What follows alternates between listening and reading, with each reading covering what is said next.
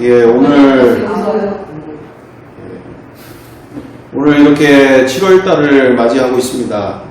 이렇게 7월달을 맞이하면서 얼마 전에 이렇게 작정하게 되어진 일 가운데 목이지? 아이고 목이 너무 지금 팔이 많이야.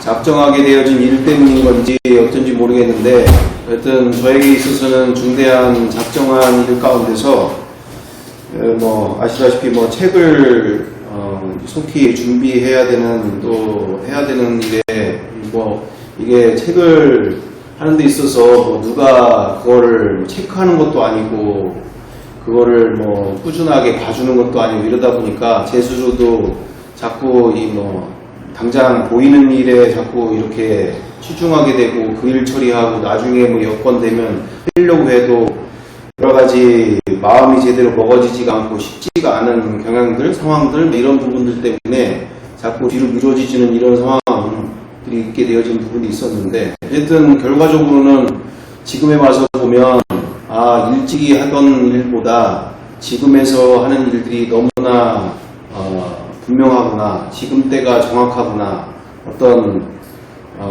졸작이라기보다 형편없는 상황들이 될 수도 있었겠다 이런 부분들이 있는데 어찌됐든 그러면서 제가 사면 초과 내지는 배수의 진을 치고자 어떻게 보면은 노트북을 거의 이제 김치만 먹고 살아야 될 정도로 노트북을 저질러 가지고 이제 안 지나서나 어디를 가나 노트북을 아주 조그만 노트북을 가지고 성능 똑 부러지는 걸로 해서 내가 아주 결론을 내야 되겠다 해가지고 이제 지금 한참 좀 하려고 하고 있고 진행 중에 있긴 한데 어쨌든 그렇게 노트북을 사면서 그런 건지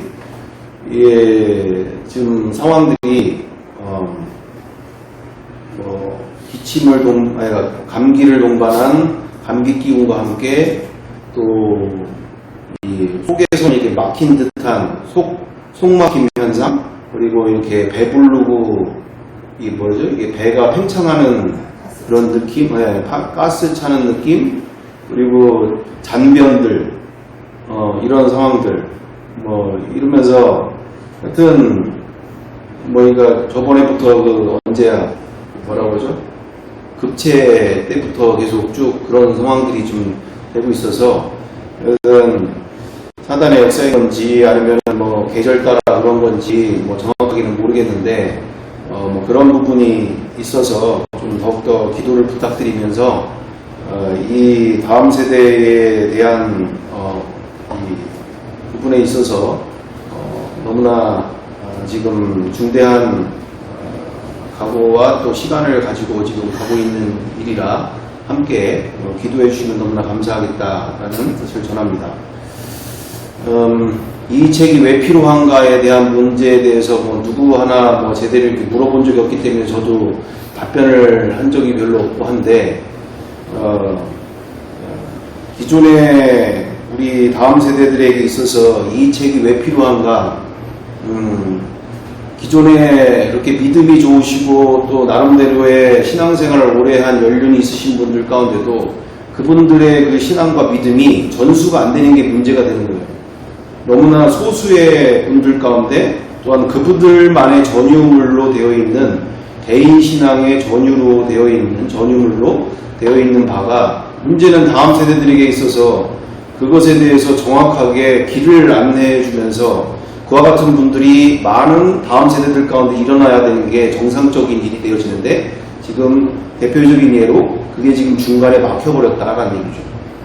다음 세대들이 그런 선배분들의 믿음을 따라서 그와 같은 믿음을 가야 되고 또한 그분들 또한의 그 믿음 가운데도 또한 문제가 뭔가 다른 이들에게 대한 이슬람들 또는 불교인들 그 어떤 이들에게 있어서도 예수 그리스도가 누구이신지를 정확하게 전해줄 수 있는 복음의 진리를 가지고 있어야 되는데 또 대체적인 그런 현상들 되시는 분들 가운데는 많은 경우가 이제 본인에게만 맞는 본인의 상황에만 맞는 그런 신앙 가운데 계신 분들이 너무 많다. 그래서 이걸 체계화 만드는 게 너무나 중요한 일이고, 또한 구체적으로 그리고 쉽고 정확하게 또한 그와 같은 믿음을 가질 수 있고 공동체를 세워나갈 수 있는 그와 같은 교회 공동체를 세워나갈 수 있는 그런 믿음에까지 이렇게 제시가 되어지는 책이 꼭 필요하다라는 부분 가운데 이 부분이 다음 세대들에게 정확하게 전수가 되어야 될 필요에 대한 부분들로 이유가 있습니다. 그래서 이제 책에 대한 부분들 이제 이야기를 드리면서 기도를 너무나 부탁드리게 되어집니다. 자, 그러면서 오늘 엊그저께 1박 2일로 이렇게 이제 목회자들 또 모임이 있어서 또 갔다 오게 되어지는 상황들 가운데서도 더 구체적으로 확신되어지는 바가 결국에는 이 모든 길들이 너무나 홍동길 목사님께서도 그 말씀을 하시더라고요. 뭐라고 말씀하시느냐? 예전에 우리 1907년도에 그 부흥 때는 모든 것이 다 실제였다. 이게 무슨 말이냐? 회개라고 한다면 회개가 이런 거구나. 회개가 이런 것을 말하는 거구나. 라는 게 실제였다는 얘기죠. 근데 우리의 삶 속에서 지금의 2000년도 지금에 대해서는 그게 다 추상적인 단어가 되어버렸다는 얘기예요. 그러니까 하나님의 영역에 하나님 나라의 모든 것들은 다 추상명사가 되어지는데 그때의 초대교회나 그리고 하나님의 부흥의 역사들이 일어날 때는 그게 모든 게 다 실제였다는 얘기죠. 사랑? 우리에게 있어서는 추상적인 얘기지만 저 사람들의 사랑을 하는 것을 보니 정말 하나님의 사랑이 저들을 통해서 정말 실제하고 있구나. 와, 하나님의 사랑이 저런 거구나 라는 게 실제였다는 얘기죠. 우리가 지금 이와 같은 것을 추상적으로 생각하면서 추상적인 믿음에 만족할 일이 아니라 정말 나를 통해서 그리고 우리를 통해서 우리의 가까이 있는 모든 이들까지도 하나님의 사랑이 저런 것을 말하는 거구나. 성령의 역사가 저런 것을 성령의 역사라고 하는 거구나. 성령님이 정말 추상이 아니라 정말 저렇게 너들과 함께하고 있구나. 저 사람과 함께하고 있구나. 우리가 이와 같은 길로 나아가야 될 줄 믿습니다. 그래서 이 모든 시간들 속에서 우리가 가고 있는 일 가운데 일단은 첫 단추 가운데 우리가 생각해보고자 했던 바가 이제 보시는 바가처럼 우리 안에 괴리 그리고 서로 어그러져 동떨어진 이 상황들에 대해서 우리가 진단하던 시간들이 있었습니다. 그래서 우리 영상을 한번 보여주시면 좋겠는데 이처럼 우리 가운데 지금 우리의 교회들 가운데 이 사단의 영들이 어떤 영들이 지금 교회들을 무너뜨리고 있고 또 공격하고 있는지 공동체들을 무너뜨리고 있는지 우리 함께 보실 텐데요. 한 다단계 그 그룹이죠. 이제 뉴스에 나오게 되었었는데 예전에는 제가 아시는 목사님에 대해서만 아시는 목사님을 통해서만 듣게 되어졌는데 실질적으로 이제 본격적으로 그 만몬의 영이 교회들을 어떻게 무너뜨리고 성도들의 공동체를 어떻게 무너뜨리고 있는지 보게 되어지는 현장인 것을 보면서 함께 보시면서 이 시대를 이해하는 데 도움이 될 줄 믿습니다. 한 다단계 판매 조직이 공정거래위원회로부터 영업 정지 명령을 받았습니다. 이 업체는 광고에 연예인까지 동원하며 투자자들을 끌어들였고 경찰 수사가 시작된 뒤에도 다단계 영업을 계속했던 걸로 드러났습니다. 정현 기자가 취재했습니다. 세종시의 한 교회 목사인 전모 씨는 블록체인 등을 거론하며 다단계 영업을 주도했습니다. 노화의 방지에 여러분들을 정보력이 좀 떨어진 분들을 우리가 모시고 4차 산업혁명에 가고 싶다. 유명 연예인이 등장한 광고도 찍으며 투자자들을 안심시켰습니다. 새로운 기술 앞에 누구도 소외받지 않고. 대체 불가능 토큰 NFT로 된 광고 이용권 등을 팔다가 화장품과 건강기능식품으로 확장했습니다. 신규 판매원이 낸 가입비나 상품 구입비의 70%를 추천인한테 수당으로 지급하는 전형적인 다단계 수법을 썼습니다. 회사 총수익의 40%는 조직원 직급에 따라 나눠줬습니다. n분의 1 마케팅이라는 것을 처음으로 시도하니까 신종 사기가 나타났다. 처음인 줄 알긴 하나 보다. 수익이 들어온 것을 100% 나눠주는 시스템입니다. 하위 판매원을 더 많이 끌어모아 직급이 높아질수록 수익을 더 얻을 수 있는 구조였던 겁니다. 너나 없이 친척이고 다 끌어들이게 되잖아요. 통장에 돈이 찍히니까 다단계가 나눠주다 보면 돈이 좀 없어지잖아요. 네. 그러니까 이제 3개월 기준으로 이제 거의 끝났다고 봐요. 다단계 영업을 본격화한 2022년엔 매출이 1,180억 원으로 폭증했습니다. 지난해 1월 금감원 수사 의뢰로 경찰 조사를 받으면서도 다단계 영업을 멈추지 않았습니다. 공정위는 워너비 데이터에 대해 영업 정지 명령을 내리고 법인과 대표를 검찰에 고발했습니다. 사행적 판매원 확장 행위를 한 그런 불법 다단계를 적발해서 강하게 제재했다는 데 의의가 있다고 볼 수 있습니다. 피해자들은 워너비의 다단계 영업에 빠진 사람은 3만 명, 피해액은 3천억 원 이상이라고 주장하고 있습니다. SBS 정연입니다.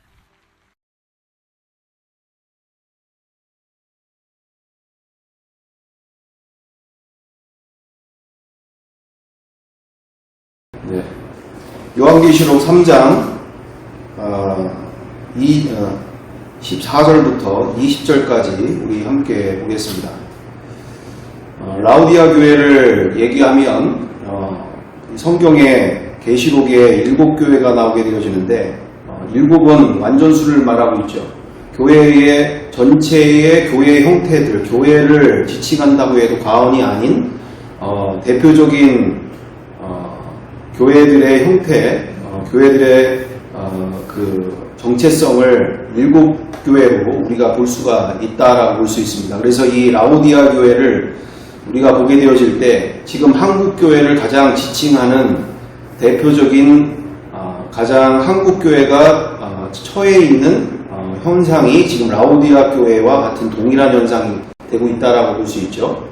그래서 파키스탄 같은 경우에는 이런처럼 죽음의 영이 사로잡고 있지만 우리나라는 풍요의 영, 말 그대로 이 만몬의 영이 쥐고 있는 이 나라의 한국교회 현상, 한국교회 상태를 우리가 라우디아 교회로 볼 수 있다는 것입니다.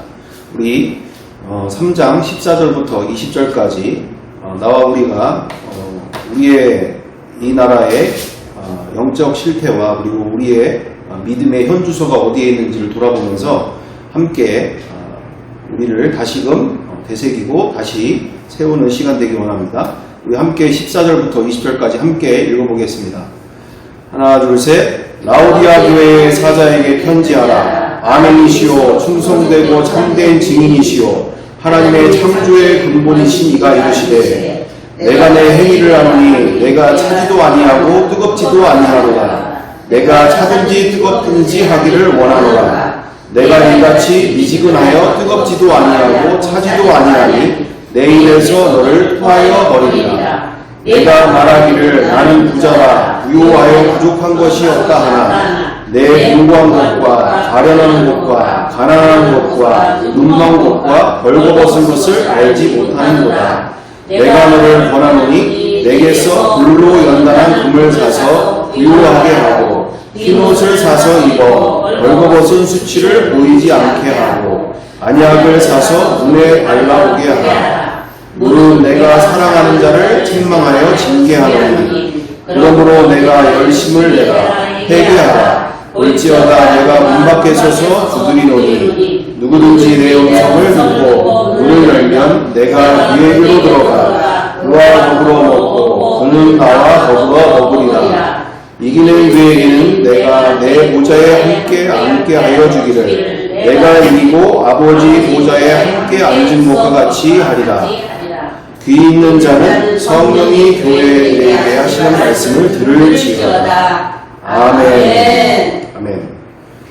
자, 이 부분 가운데 성령께서 교회들에게 하시는 말씀이 되어질 부분인데, 특별히 우리가 14절 이후절에 우리가 쉬운 성경으로 다시금 보시게 되어지면 어떤 말씀인가 보다 더 쉽게 이해하시는 데 있어서 라우디아 교회 지도자들에게 이렇게 써서 보내어라. 아멘이시오 신실하시고 참된 증인이시며 하나님께서 창조하신 모든 것을 다스리시는 분의 말씀이다.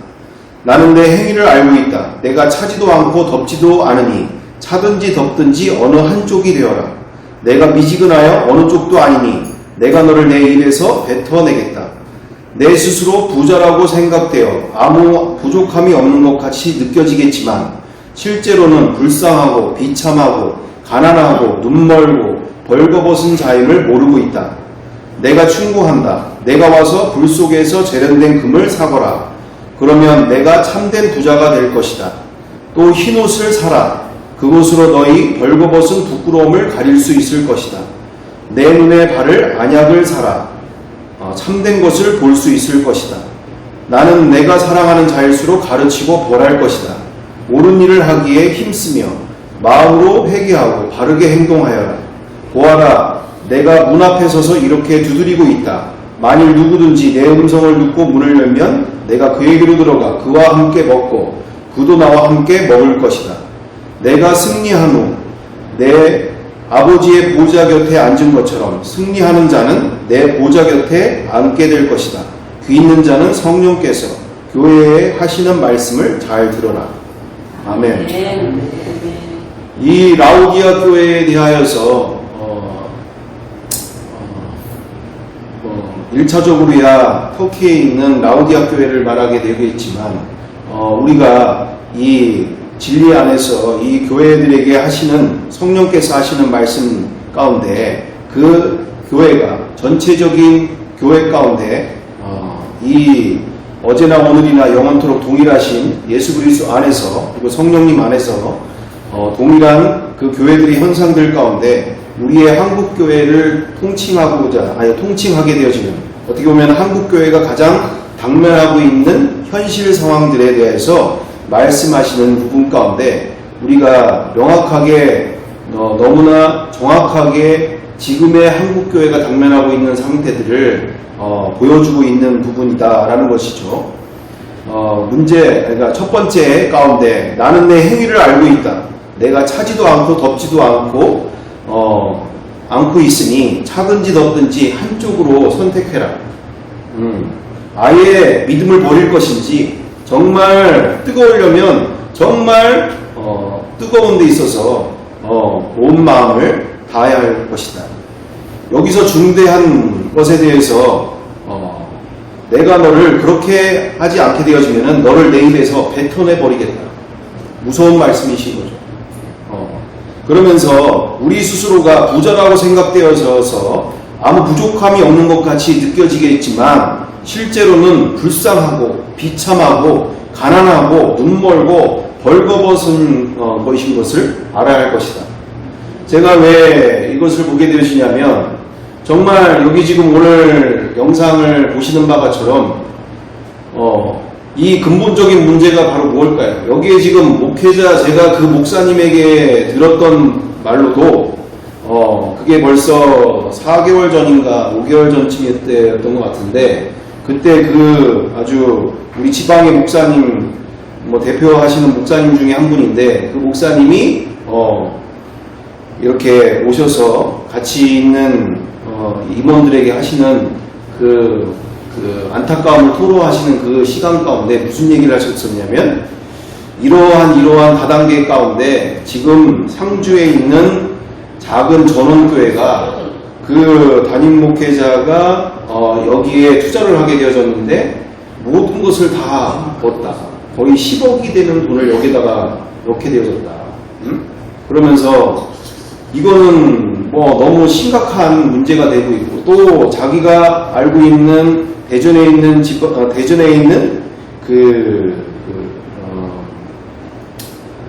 이 군목 출신으로서 제대한, 그러니까 군목으로 이제 제대한 그 중령인가 대령인가 되시는 분이었던 걸로 제가 기억하는데, 군목으로 이렇게 제대한 그분도 은퇴 자금을 이렇게 여기다가 투자를 하셔가지고, 거기도 지금 그 교회가 지금 그렇게 심각하게 재정난에 처해 있는 상황이 있다. 그러면서 지금 이게 너무나 많은 목회자뿐만 아니라 장로, 권사님들 부터 시작해서 많은 이런 상황들 가운데 여기에 이렇게 연루가 돼서 너무나 지금 심각한 상황이 있다 하면서 너무나 안타까운 마음들을 그 시간에 이렇게 하시게 되어졌던 시간들이 있었습니다. 그리고 그러면서도 그때도 그게 벌써 한 2만 명 정도가 되어졌다고 그랬었잖아요. 그죠? 2만 명 가까이가 되어져 그때는 안 계셨던 상황이 있으니까. 네. 그게 벌써 이런 상태까지 근 2만 명 가까이 되어지는 그 주체가 되어지는 핵심 그런 무리 가운데가 거의 목회자와 믿는 장로님들, 권사님들 위주의 어떤 그 선교사님들 이런 상황들 속에서 이런 상태들이 되어졌다는 얘기잖아요.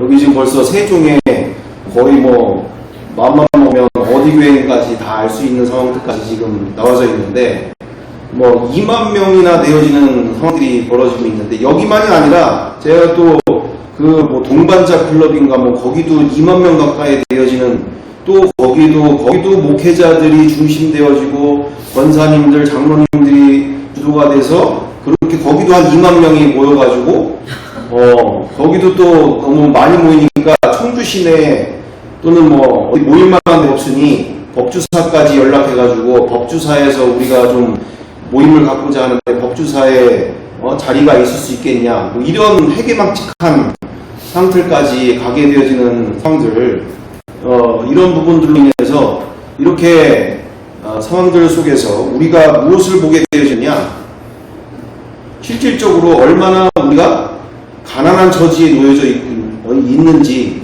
지금 현실로 다 드러나게 되어 있다는 얘기죠. 우리의 영적 상태가 여기에 지금 내 스스로 부자라고 생각되어 아무 부족함이 없는 것 같이 느껴지겠지만 실제로는 불쌍하고 비참하고 가난하고 눈멀고 벌거벗은 자임을 모르고 있다. 지금 그래서 우리가 지난 시간에 아는 형님 목사님에 대한 부분들을 이야기하면서 아버지의 그 장례를 치르는 데 있어서도 아버지 그 장례 앞에서 아버지께 드리는 어떤 헌정사 같은, 그걸 뭐라고 하는지 잘 기억이 안 나는데, 그 가족들 앞에서 이렇게 하게 되어질 때, 아버지 이렇게 이 땅에서도 그렇게 가난하게 사셨지만 천국에 가서는 부자로 사세요. 이런 뿐만 아니라 본인도 저희들에게 있어서도 하는 이야기가 뭐라고 얘기했다고요? 내가 딸 둘이 서울에 이렇게 학교를 다니게 돼서 딸 둘이 서울에 월세를 2천만 원짜리를 구해서 다녀야 되는데 그 돈이 없어서 1,000만 원을 딸들이 마련하고 내가 그 1,000만 원을 줘야 되는데 그 1,000만 원이 없어서 너무나 힘들어하고 있는 그런 상태에서 그 딸이 나한테 와가지고 하는 말이, 아빠 왜 목사가 됐느냐, 그런 이야기를 듣게 되어졌을 때 본인 스스로가 얼마나 비참했는지, 얼마나 힘들었는지를 이야기하면서, 왜 아버지 때부터 이렇게 가난한 것이 내가 왜 이렇게 목사가 돼서까지도 이렇게 가난하게 살아야만 하는지 너무나 힘들고 어렵다라는 이런 토로의 이야기를 하게 되어졌는데, 저는 그분을 판단하고 정죄하려고 이런 얘기를 드리고 하는 게 아니라 우리의 현 주소를 말하고 있는, 지금 목회와 우리의 이 교회 안에서 있는 현 주소를, 영적 상태를 우리가 이해할 때에 이처럼 실제로는 가난하고 있다, 가난한 상태가 되어지고 있다, 가난하다라는 얘기죠. 그 영적으로 너무나 비참하고 불쌍하고 가난하고 있는 상태를 우리가 분명하게 우리의 이 시대 속에서 우리가 스스로를 점검하면서, 우리가 18절에 이렇게 되어 있습니다. 내가 충고한다. 내가 와서 불 속에 재련된 금을 사거라. 말 그대로 투자하라는 거예요, 인생을. 복음의 실제에 대해서 정말 부자가 되기 위해서 투자하라는 거예요. 진짜 부자가 되기 위해서 투자하라는 거죠. 그러면서 그 이후절에 그러면 내가 참된 부자가 될 것이다. 또 흰옷을 사라. 그것으로 너희의 벌거벗은 부끄러움을 가릴 수 있을 것이다. 우리 스스로는 부끄러울 것이 없다 하는데 하나님 앞에서는 정말 부끄러운 인생이라는 거예요. 응? 정말 그 앞에서 서면 사람들 앞에서야 부끄러운 게 없죠. 근데 이제 곧 하나님 앞에 서면 너가 얼마나 부끄러운 존재인지 감출 수 없는 너의 모습을 하나님은 말씀해 주시는 것이죠. 내 눈에 바를 안약을 사라. 참된 것을 볼 수 있을 것이다. 정말 너가 너 인생을 투자할 때 진짜 부자가 되기 위해서 투자하게 되어질 때 참된 것을 볼 수 있게 되어질 것이다. 이러면서 나는 내가 사랑한 자일수록 가르치고 벌할 것이다. 옳은 일을 하기에 힘쓰며 마음으로 회개하고 바르게 행동하여라. 이러면서 우리 20절은 다 아시는 말씀 그대로 어떻게 보면은 저는 이 말씀이 너무 그 영접에 대한 부분으로 빼다가 갖다가 쓰고 있는 내용이 되고 있지 않나 싶은, 왜냐하면 우리가 본문을 해석할 때, 본문을 우리가 받을 때 이렇게 전체를 가지고 받아야 되는데 너무 이 부분만 가지고 필요에 의해서 쓰고 있는 부분들이 없지 않아 있어서 좀 저는 이 본문이 그렇게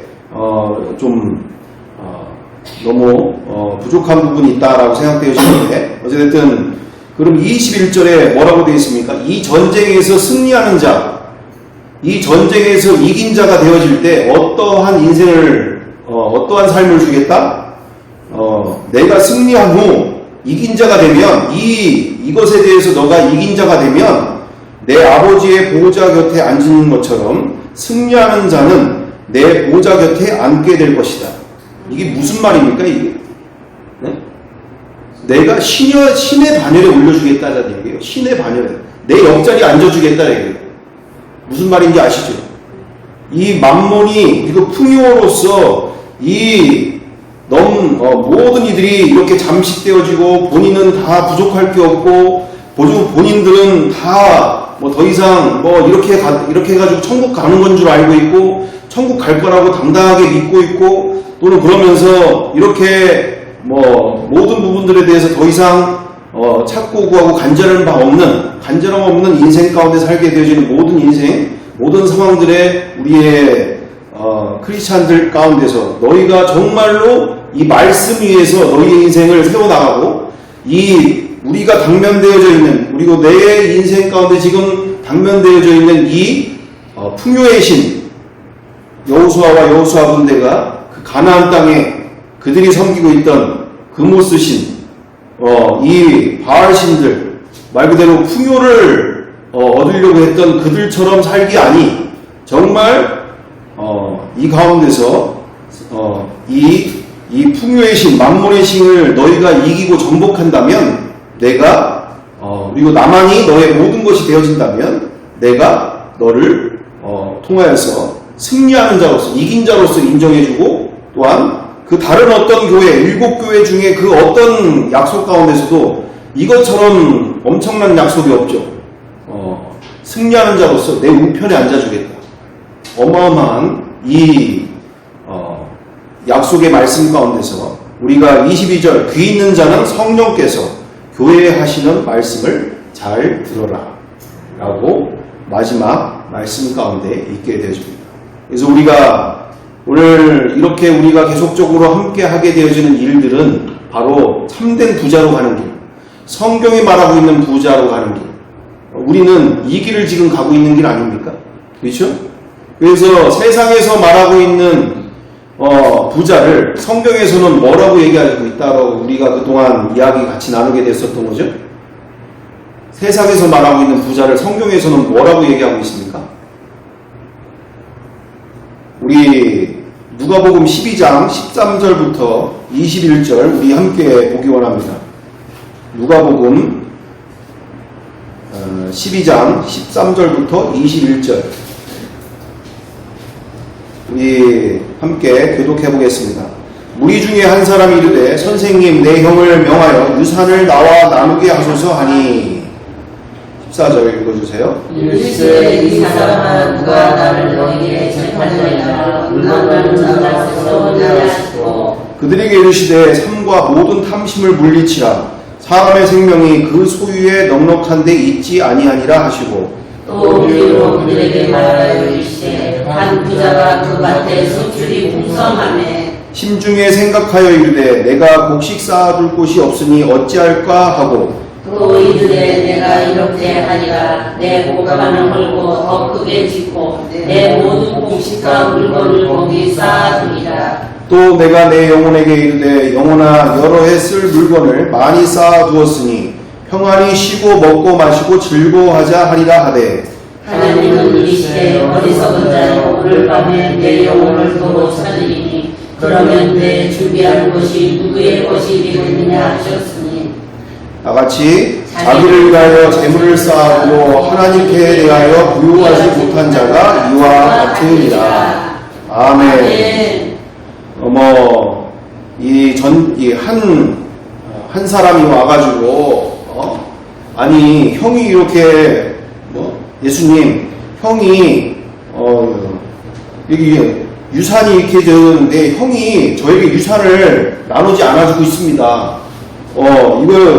이거 나눠주게 좀 해주세요. 라고 얘기할 때, 내가 지금 재판장이냐, 응? 물건 나누는 자냐, 내가, 그러면서 뭐라고 말씀하십니까? 탐심을 물리쳐라. 너의 지금 중심은 탐심이다. 근데, 이 사람의 생명이 그의, 이 물질의 넉넉함, 이 세상의 것으로 넉넉함에 있지 아니하다. 그러면서 비유로 말씀하시면서 뭐라고 말씀하십니까? 한 부자가 그렇게, 이 세상 것으로 풍성하게 살고자 하여서, 그렇게 곡식을 쌓아둘 곳이 없을 정도로 그렇게 창고를 짓고 또 짓고 또 짓고 그렇게 하게 되어지는 이와 같은 일들이 있다고 할 때 그때 하나님께서 그러면서 그가 이르되 이제 더 이상 할 만큼 이 정도로 너무나 지금 많이 쌓아두고 있으니 내 영혼아 평안히 쉬고 먹고 마시고 즐거워하자 이러면서 이 땅에서 먹고 즐기는 것에 대해서 그렇게 마음의 중심을 갖게 되어질 때 그 하나님께서 뭐라고 말씀하신다는 거예요? 어리석은 자야. 오늘 밤에 내 영혼을 도로 찾으리니 그러면 이 내 준비한 그것이 누구의 것이 되겠느냐. 이렇게 하면서 자기를 위하여 재물을 쌓아두고 그러니까 자기를 위하여서 인생을 쓰게 되고 낭비하고 하게 되어지는 일들이 되어질 때 하나님께 대하여 부유하지 못하게 되어지는데 이와 같은 사람이 되어진다라고 할 때 우리가 성경에서 말하고 있는 부자는 이 세상에서 말하고 있는 부자를 성경에서는 뭐라고 말하고 있다? 바로 바보다 이거예요. 바보. 어리석은 자. 진짜를 보지 못하는 눈이 가려있는 상태를 말하고 있다는 얘기예요. 눈이 가려있는 상태. 저렇게 질주하고 이 세상에서 성공과 부자가 되고자 저렇게 인생을 갈아넣게 되어지고 수많은 사람들을 어떻게든지 그것을 통해서 이렇게 인도하고 또 그들을 거기에 투입하고 그래서 그것을 이루려 하려고 하는데 결국에는 내일 당장 죽게 되어지면 그 모든 것이 이렇게 바닷물이 밀려올 때 모래성이 다 밀려가듯이 아무 쓰잘데기 없는 그런 허무한 인생이다. 그래서 우리가 지난 시간 동안 한 청년의 죽음을 우리가 이야기 나누게 되어졌던 것처럼 정말 우리의 가까운 친인척들이 또 친구들이 그리고 가족들이 그와 같은 허무한 것을 위해서 그렇게 질주하고 있는 일들이 또한 벌어지고 있는 이 현상 속에서 우리가 정말 가난한 마음을 가지고 우리가 이렇게 비참한 이 영적 실체를 우리가 인정하면서 우리가 하나님 앞에 간절히 부르짖으면서 우리가 세상 사람들처럼 그렇게 좋은 옷 입고 또한 좋은 음식 먹으러 다니고 또는 좋은 데 구경하러 다니고 또는 그런 것을 우리가 더 누리는 또는 그런 것을 더 원하는 마음 중심이 아니라 더욱더 우리가 이 영적 실체를 그리고 이 하나님 나라의 영적 진리를 분명히 우리가 만나고 알게 되었다면 우리가 이 앞에서 우리가 함께 이 앞에서 간절하게 정말 부르짖는 눈물로 우리가 부르짖는 삶들을 통해서 정말 우리가 함께 돌파해 나가고 또한 이겨나가면서 정말 주님 앞에서 이긴 자로서 인정받는 믿음으로써 우리가 최후의 정말 주님 앞에서 칭찬받는 믿음으로 살아야 될 줄 믿습니다. 그래서 우리다시피 이 한 달란트 받았던 자 달란트 비유에서도 우리가 나오는 것처럼 나는 뭐 아무것도 가진 게 없는데요? 라고 얘기하게 되어지지만 정말 모든 이들에게 있어서 그것이 모든 이들에게 다 주셨다라는 얘기죠. 여기에 지금 한 달란트 받은 자에게 예수님께서 비유를 통해서 말씀하실 때에 장사라고 지금 남겨주신 거잖아요. 그죠? 구원받은 모든 그 너에게 준 이 모든 것은 이 구원받은 인생 가운데 장사하라고 주신 거죠. 장사하라고. 너 혼자서 그걸 숨겼다가 가져오는 것에 대해서 한 달란트 받았던 자는 와서 이르되 주인이여 당신은 굳은 사람이라 심지 않은 데서 거두고 해치지 않은 데서 모으는 줄을 내가 알았으므로 두려워하여 나가서 당신의 달란트를 땅에 감추어 두었나이다. 보소서 당신의 것을 가지셨나이다. 그 주인이 대답하여 이르되 악하고 괴로운 종아 나는 심지 않은 데서 거두고 해치지 않은 데서 모으는 줄로 내가 알았느냐. 그러면 내가 마땅히 내 돈을 취리하는 자들에게나 맡겼다가 내가 돌아와서 내 원금과 이자를 받게 하였을 것이니라 하고 그에게서 그 한 달란트를 빼앗아 10달란트 가진 자에게 주라. 무릇 있는 자는 받아 풍족하게 되고 없는 자는 그 있는 것 같이 빼앗기리라. 이 무익한 종을 바깥 어두운 데로 내쫓으라. 거기서 슬피 울며 이를 갈리라 하니라. 아멘. 여기에 예수님을 또 하나님을 안 믿는 사람을 얘기하고 있는 게 아니에요. 지금 이미 이 장사할 미천을 준 사람들을 얘기하고 있는 거예요. 이 구원의 길 가운데 정말 주님의 뜻 가운데 주님의 명령 가운데 기쁘게 여기면서 그것을 가지고 이 가운데 추수의 일꾼으로서 부르심을 받은 자들에게 얘기를 하고 있는 얘기죠. 우리가 이 오늘 말씀 가운데서 다른 거는 다 거두절미하더라도 우리는 이 무익한 종을 바깥 어두운 데로 내쫓으라. 거기서 슬피 울며 이를 갈리라 아니라. 우리가 이 인생 가운데서 이 시간에도 이렇게 우리의 도움을 필요하고 우리의 섬김을 필요하는 많은 영혼들에게 있어서 우리가 정말 귀하게 쓰임받아야 될 줄 믿습니다. 그래서 마태복음 28장 18절에서 20절 말씀 그대로 우리가 이 지상명령에 대하여 정말 우리에게 있어서 제자 삼으라고 하는 이 명령에 대하여서 그리고 그들에게 분부한 모든 것을 가르쳐 지키게 하라고 하시는 이 생명을 낳는 일에 또 영혼 구원하는 일에 우리가 남은 인생을 온전히 투자하는 것이 진정한 투자가 되는 줄 믿습니다. 그래서 이 세상 사람들은 이 세상에서 성공을 바라고 투자를 하지만 그 시간과 물질과 열정을 다 투자하지만 우리 구원받은 하나님의 자녀들은 남은 인생을 그냥 나 혼자서 구원받는 데서 마치라고 하는 것이 아니라 정말 그 달란트가 있다 없다를 떠나서 나에게 주신 것을 가지고 최선을 다해서 그분의 뜻과 그분의 영광을 위해서 그분의 꿈을 위해서 기쁘게 쓰임받는 것을 주님은 간절히 원하고 계심을 믿습니다. 그래서 우리가 인생 최고의 투자가 되어지면서 이것이 우리가 예수 부자가 되는 일과 함께 모든 말씀들이 지식이나 교리가 아니라 내 삶에 실제가 되고 능력이 되어지는 아니 그 말씀들을 많이 알고 있으면 뭐 할 겁니까? 내 삶에 아무런 능력이거나 아무런 그런 실제로 나타나고 있지 않은데 많이 아는 게 중요한 게 아니라 정말 내 삶에 모든 말씀들이 정말 실제가 되고 능력이 되고 정말 내 인생이 곧 이 말씀 위에서, 말씀이 곧 나고 내가 곧 말씀인 따로 가는 것이 아니라 정말 그래 내가 이긴 자로서 내가 남은 인생 가운데 내가 이긴 자로서 주님의 보좌 옆에 그와 같은 정말 진짜 부자의 길을 내가 가야 되겠다. 우리가 기쁜 마음으로 더욱더 이 시간과 물질을 투자하는 데 있어서 마음을 다해야 될 줄 믿습니다.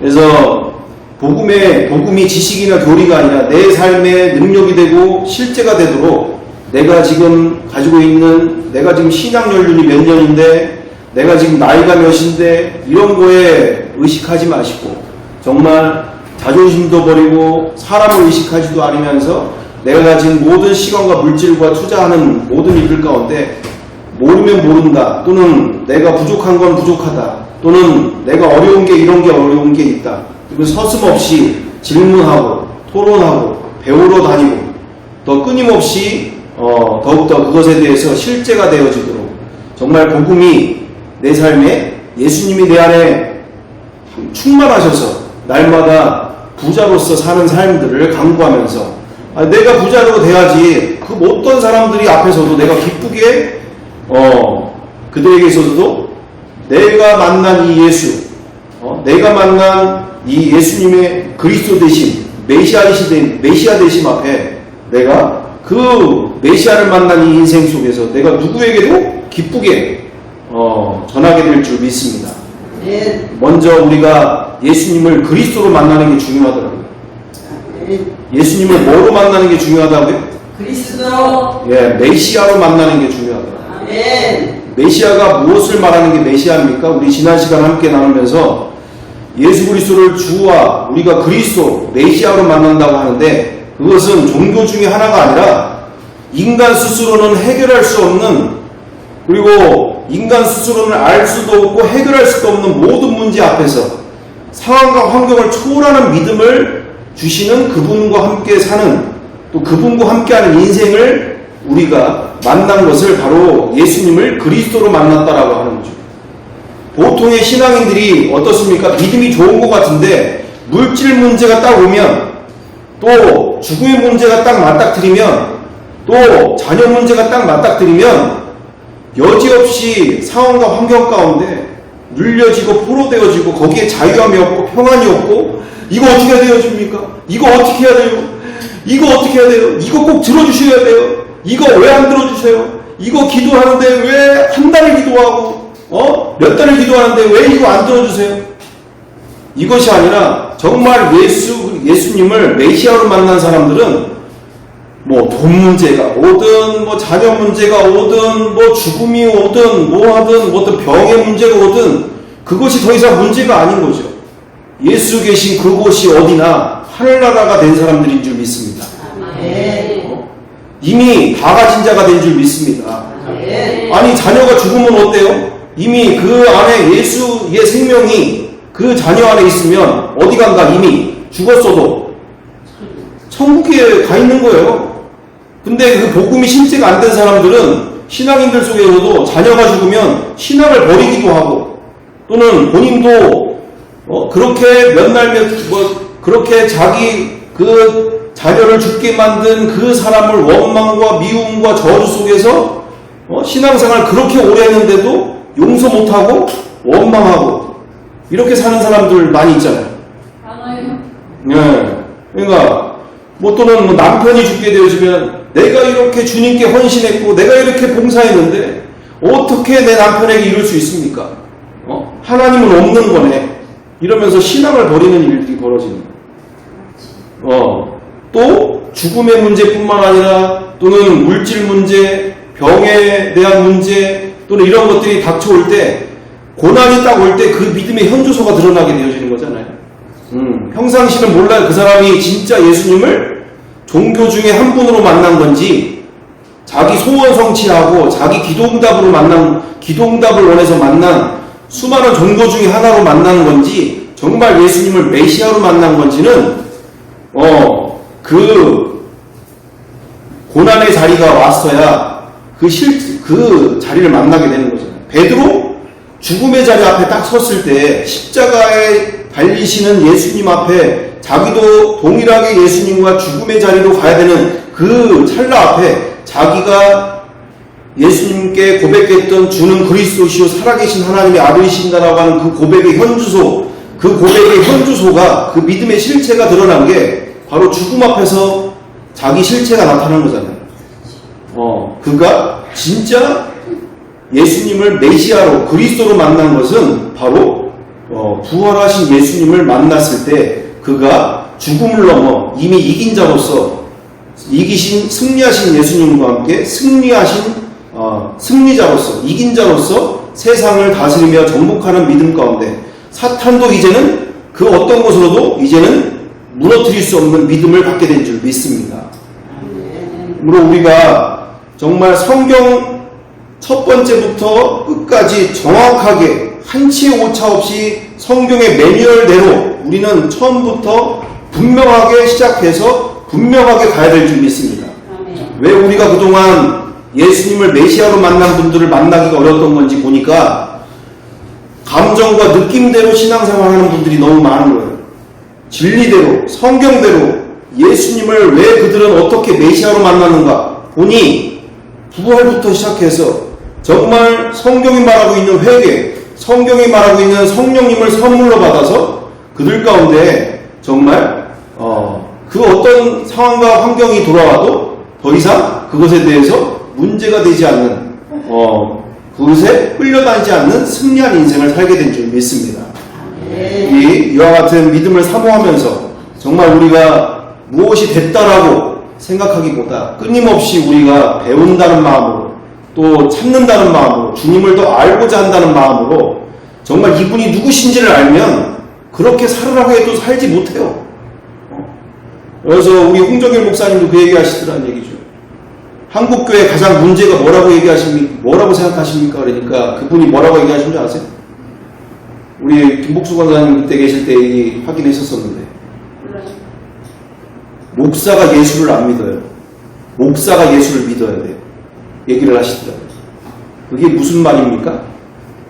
열심히 있는 믿음, 주님께 충성하라고 하는 그 믿음, 그것이 나쁜 것이 아니라 정말 성경대로 예수님을 그리스도로 자신의 인생의 주인으로 만나야 진짜 이 한국교회와 그리고 우리의 모든 이 처절한 정말 성경대로 불쌍하고 비참하지 않습니까?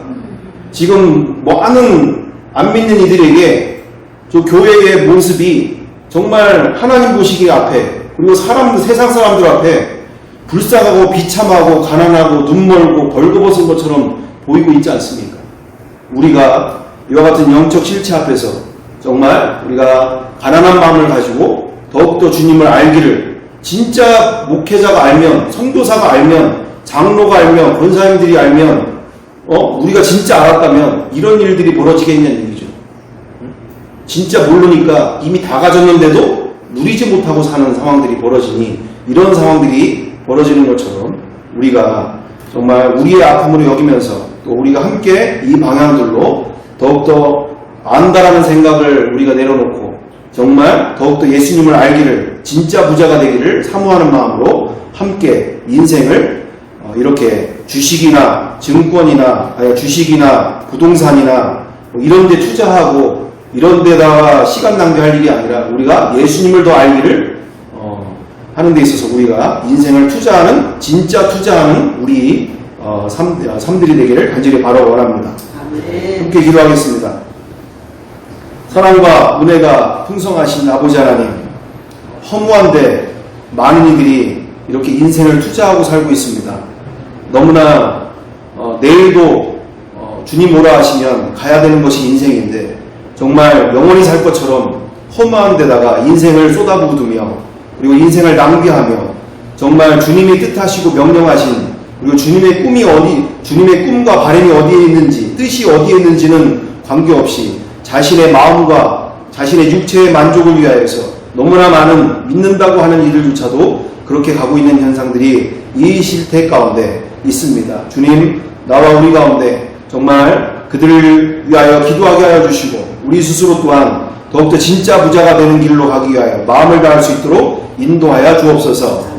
가짜 부자의 마음을 두지 않고 정말 그런 유혹의 손길들, 유혹의 소리들 들어올 때마다 정말 우리 또한 이 만몬의 영이, 풍요의 신이 이 땅을 정복하고 망가뜨리는 이 상태 속에서 우리의 자녀 세대들을 구원하는데 마음을 다할 수 있도록 인도하여 주옵소서.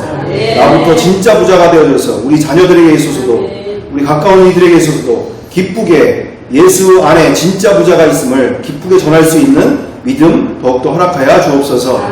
함께 하실 줄 믿고 감사드리오며 사랑과 은혜가 많으신 우리 구주 예수 그리스도의 이름으로 기도드리옵나이다. 아멘.